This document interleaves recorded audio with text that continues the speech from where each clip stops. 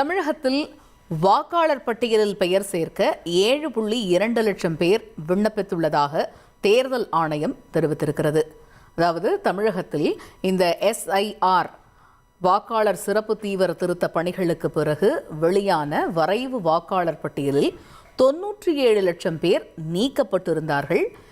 வரைவு வாக்காளர் பட்டியல் வெளியிட்ட பிறகு வாக்காளர் பட்டியலில் பெயர் சேர்ப்பதற்கு இதுவரைக்கும் 7.2 லட்சம் பேர் விண்ணப்பித்திருக்கிறார்கள்.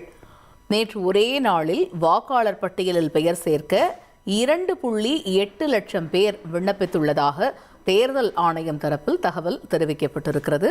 தமிழகத்தில் கடந்த 2 நாட்களில் சிறப்பு முகாம்கள் மூலமாக 5.4 லட்சம் பேர் விண்ணப்பித்திருக்கிறார்கள்.